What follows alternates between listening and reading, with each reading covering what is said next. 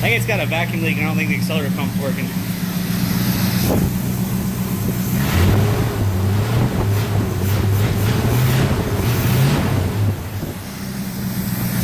Sweet.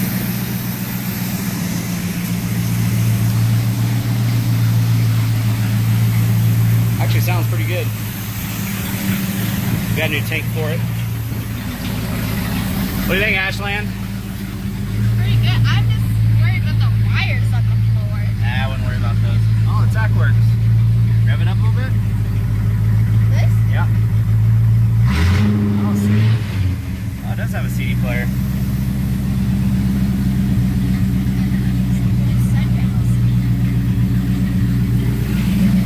Sweet.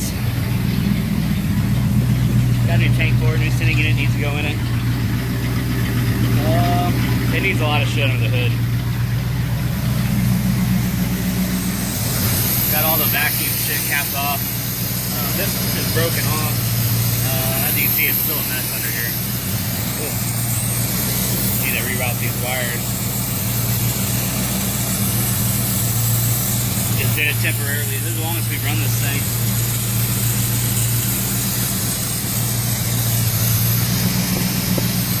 Running pretty good.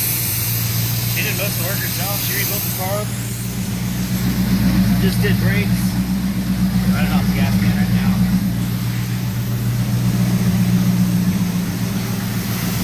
Sweet. We'll figure it out. So what do you think?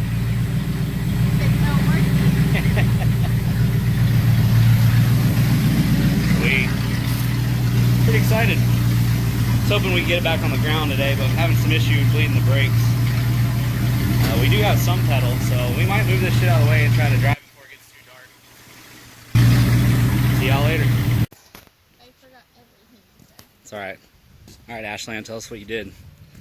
Tell us what it is. 1979 Stingray Corvette. Yep. What engine does it have? It's 350. Okay. Alright, so what all have we done to it? What all have you done to it? Fix the carburetor, fix the rotors, fix the fuel pump, the lines for the brakes. Yep, what else? Calipers. Okay. So what do you need now? What's next? Bleed the brakes again? Again, yeah. And then it'll be ready to drive. Fire it up for us.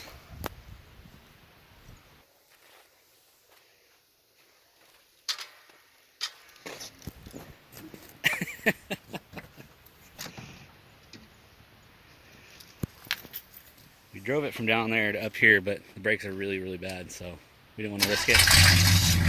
There we go. I think fire's right up. Not a big fan of the, Chevys in general. Really my first time messing with a quad jet, but man, pretty impressed. Pretty sure we've got a vacuum leak. I know that accelerator pump isn't working. She rebuilt the carb all by herself. I mean, I helped her, but she did everything. So we got some bugs to work out. I really think we just bleed the brakes again and be good to go. What else? I don't know. Tell me what else. What? Your mother's gonna get the interior done? That's what she said, huh? So what color are you gonna paint it?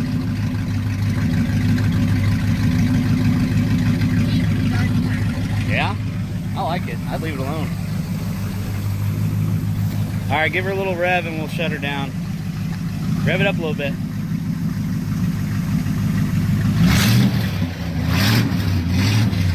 Sounds good. Still got the mufflers out. Gotta put a gas tank in it. Alrighty, see y'all later. Alright, halfway house, Monday, about 11 a.m. We did get the 79 Vet running and driving, just not stopping very well.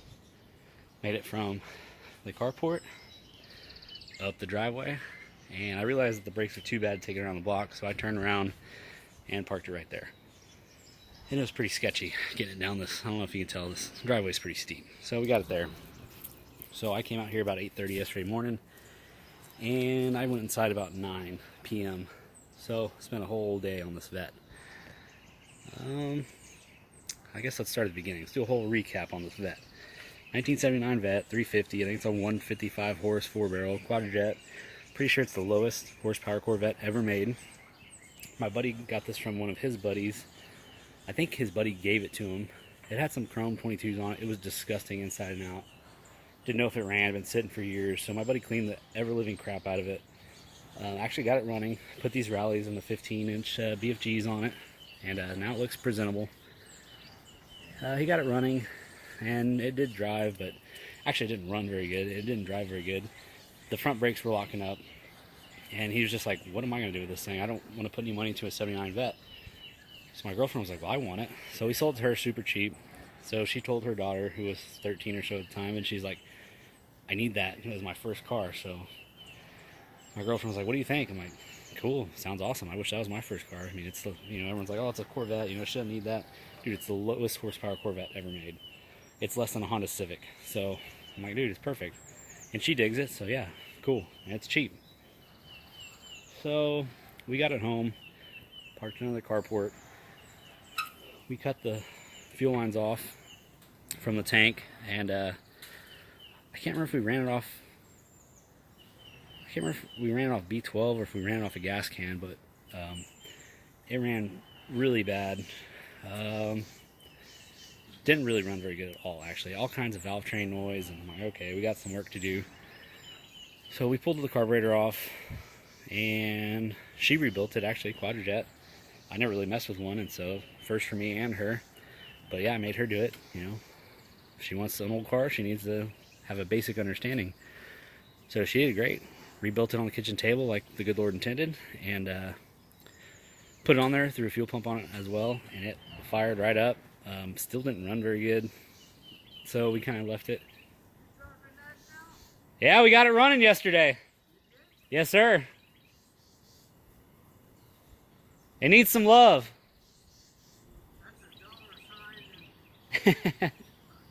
It was cheap. What are you up to? What are you up to? Piddling around? Me too.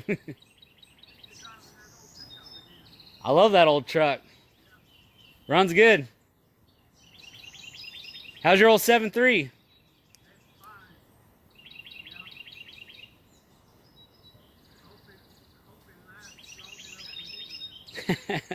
They last forever, man.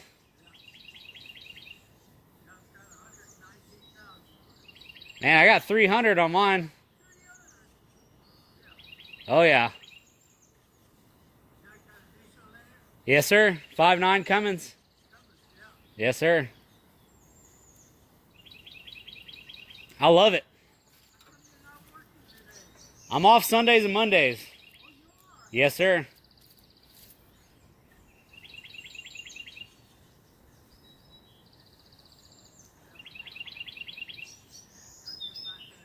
Alrighty, sir. Good talking to you.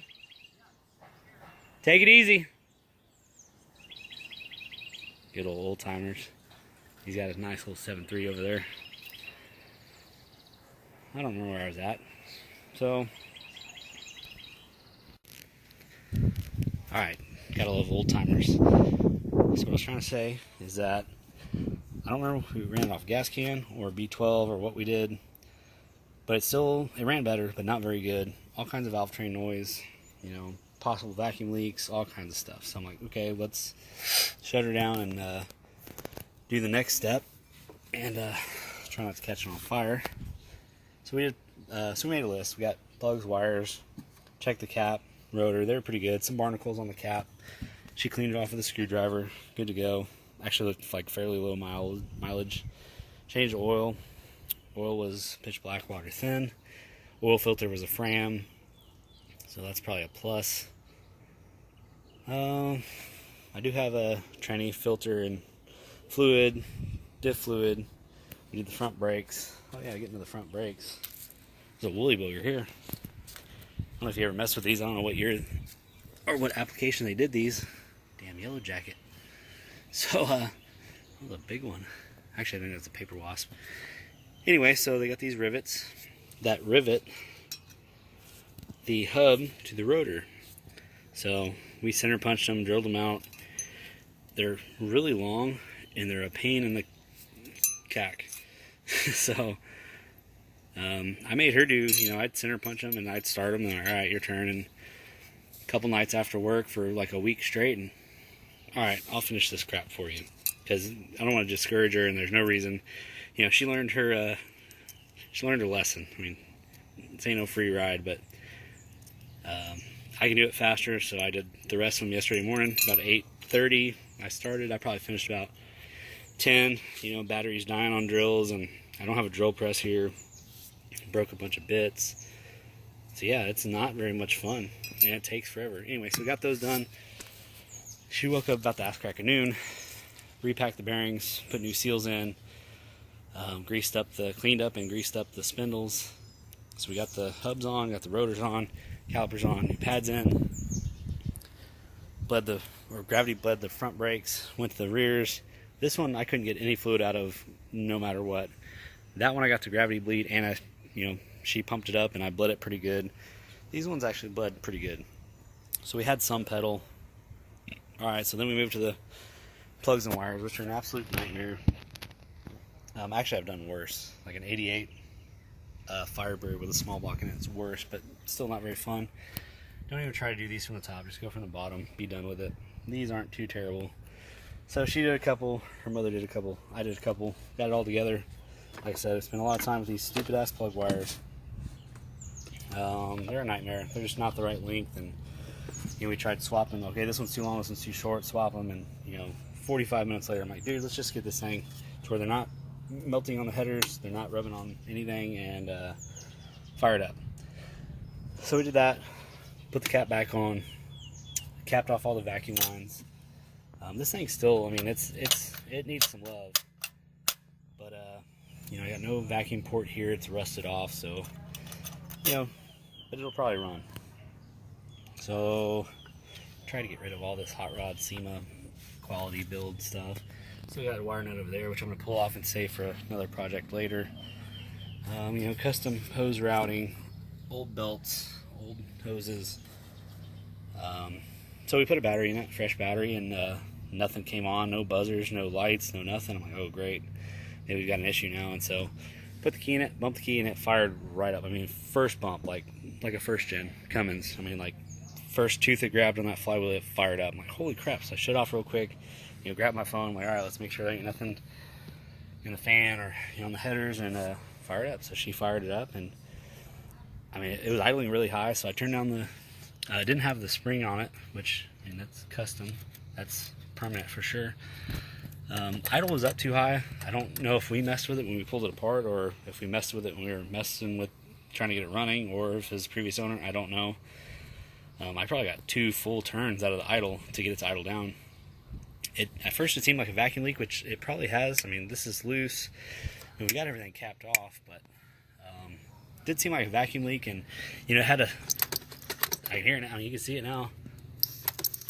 It seemed like the accelerator pump wasn't working. I was like, well, maybe it's not pumping fuel yet, so I got a water bottle with gas in it, filled the bowl up, and still nothing. I'm like, all right, maybe we needed, who knows with these crappy ass kits these days, maybe that accelerator pump ain't worth the damn. So I let it run, and it was down there, and I had some pedals, so I'm like, all right, let's drive around the block. So drove it up there. By the time I got up there, and this is a pretty steep hill, by the time I got it up there, like, no, brakes are too bad to drive this around the block. So I turned around, got it here, but once I parked it, I mean, it revs up. Obviously, it's got plenty of accelerator pump, working great now. Idle's tits, so not sure what was going on there. Maybe we just didn't have the bowl all the way filled up. So yeah, runs pretty good, and still got a lot of work, a lot of vacuum work. Obviously, a lot of stuff to do. The headlights are vacuum. Got those vacuum deals. I guess you can't really see them. There you go. So it needs a lot of love. Needs a AC compressor put back on. Next thing, I'm gonna buy some, a Taylor kit and make your own plug wires, because I'm not even gonna mess with that. Not worth my time. I'll just start over. Then you can run them all nice and neat. They look tits. Done deal. Then I need to replace this. So when we were rebuilding this, I acquired a few other quadrojets. She's like, why do you have so many quadrojets? What's wrong with this one? I'm like, well, I don't know yet, you know. We haven't messed with it, so I don't know if that recently broke off or if I just didn't notice it before, but there's no nipple there. So I have to rob one from one of the other quadrojets I got. You know, we'll eventually get all this vacuum shit hooked back up. You know, the essentials first, brake booster for sure, headlights for sure, but I mean, look at all this vacuum stuff. It's got this vacuum deal, which I honestly don't really know what that is for. I don't know if that's a cold start deal or what. So, got a lot of work ahead of us, but it does run really good. It actually feels really peppy, it's really responsive. The steering is actually really nice, power steering seems to work great. It is charging, it is running cool, so we got a good runner here. So, that's the story of the Vet. Let's check out the interior real quick. She wants to paint it, you know, it's like this weird Dallas Cowboys purplish color, but I think it looks tits. I'd leave it, but she wants to paint it. Whatever. My girlfriend wants to redo the interior because she wants to drive it, and I'm like, man, I'd leave it alone. It is missing a door panel. I think these T-tops are wrong. You know, got some panels there, some, you know, that shit's coming off. But yeah, overall, I mean, for what we paid, this thing is extremely cheap and, in my opinion, good condition. It's a great start. So, great first car for a first-time driver. We did get the lights working. I don't know if the flasher's out, but the turn signals don't flash, but they do come on. What else? Do you have a new tank we need to put in? Oh, that's actually the next step. I do have a new tank, a new sending unit. Man, another yellow jacket. New tank, new sending unit, that needs to go in. We were trying to get that done yesterday. We just ran out of time. That's why we have this gas can sitting right here. So when you blip the throttle, it leaks fuel directly onto your manifold. Yeah, so. Oh, another thing.